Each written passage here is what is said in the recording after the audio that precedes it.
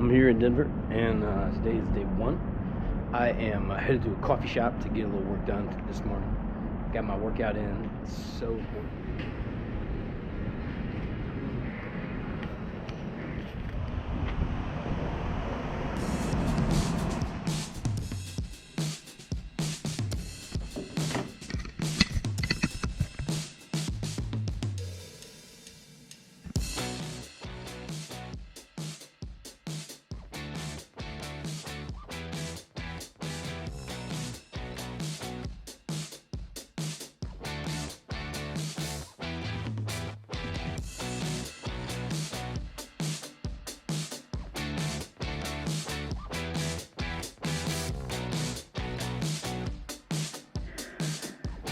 Hey guys, what's going on? Dr. Brad Shuck here from the MGM Grand in Detroit, Michigan. I have been thinking a lot about this idea of organizational change in consulting, and thinking about this in my own life and the application of the idea of change and doing something different, and how our fast brain and our slow brain thinks in different ways sometimes, and how we use behavioral economics to understand change. I'm teaching this amazing class at the University of Louisville this semester, an organizational change and consulting class. And look, if you're not in that class, I don't know why. This is one of the best classes I've ever taught. The students are incredible. They're pushing me to think differently about this. But here's what we know about change.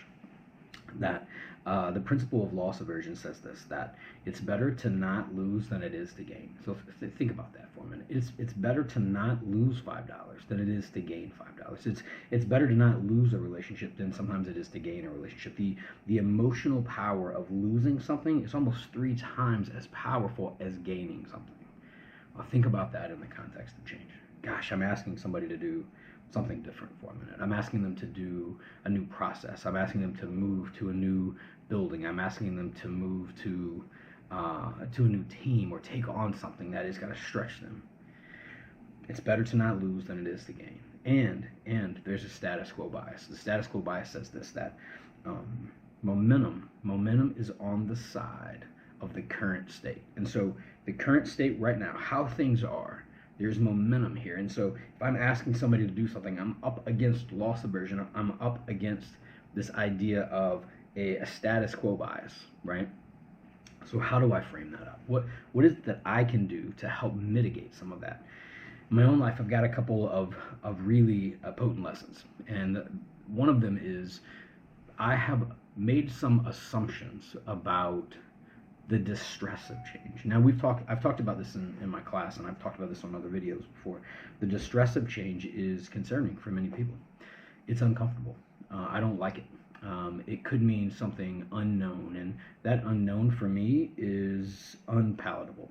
It's a loss aversion. That unknown means I could be losing something. And it's, again, more powerful to not lose than it is to gain. And so knowing that, I've been asking my class to think about an analogy of how we can set up change and think about change in a way that helps us process through where we're going to be going. And so, for example, one of the metaphors that we use, or one of the analogies that we use in our class, is a construction metaphor. I'm gonna break something down, and then I'm gonna build something new, or maybe a mechanical metaphor where all of the parts work together in a seamless way to this really incredible end goal. The analogy that I'm thinking about right now in terms of managing distress and managing the challenges of change is setting the table for change. So the holidays are getting ready to come up, and we love to have people come over for the holidays. One of the things that we do before anybody ever comes to our house is we begin the planning process of this, almost a month in advance. So what are we going to be having for dinner? Who's going to be coming? Where are they going to be coming from? Do they need a place to stay? Are they allergic to certain things? Are there certain foods that some people really, really like? All of the planning part of that is done pre anyone ever getting to our house. Sometimes in my life, I underestimate the pre-work or the setting of the table for change. And so I get excited.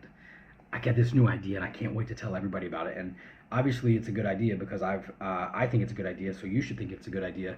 That's called confirmation bias. We are looking for information to confirm what we already believe, right? So I've got confirmation bias working in my life, and other people have this loss aversion and this status quo bias working in their life. And so my fast brain is thinking like, well, obviously this is a really good idea, so I'm just going to put this idea out here, and here we go. Now, why isn't everyone on board with my really great idea? And then we're kind of taken aback, like, wait a minute, I didn't quite manage this all together. And maybe you've had this happen before where people show up to your house and you've not properly planned, and it's maybe last minute kind of thing, and it's kind of crazy and it feels kind of chaotic, and gosh, the food's done at different times and people can't find a place to sit, and you've run out of forks and plates because you didn't know that 25 people were going to be coming. You only have place settings for 9 people, and so you haven't kind of thought through that. And change, where we aren't setting the table correctly, feels a little like that chaotic environment of not setting the table. So here's the challenge. What is the pre-work that needs to happen? What are the conversations that need to happen? What are the questions that you can anticipate before you ever launch an idea? In the class that we're in now, this org change consulting class, the idea is that 2 things. You can never step in the same river twice. You can never step in the same river twice. And 2, everything we do is an intervention. And if that's true, if everything that we do is an intervention, if that's true, then every conversation I have, every email that I have, even being in the room with people is an intervention. And we have to think that through. We have to think that through. And so many times in my own life, I've failed to do the pre-work. I've failed to set the table. And as a result of that, I've paid the consequences. Now, sometimes I can dig myself out of the chaos. Sometimes you can do that. Sometimes you can mitigate, manage, look at the situation, make on-the-spot decisions, and you're able to accurately manage that chaos.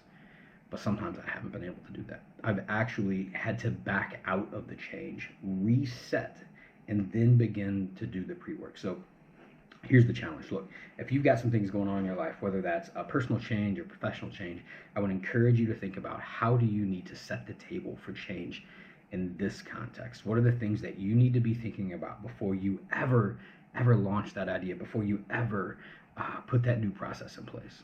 And how can you begin to anticipate and mitigate that stress and that distress that comes from it? And how we can use behavioral economics, loss aversion, status quo bias, and confirmation bias as a way to understand how people are experiencing our change and how we're experiencing them.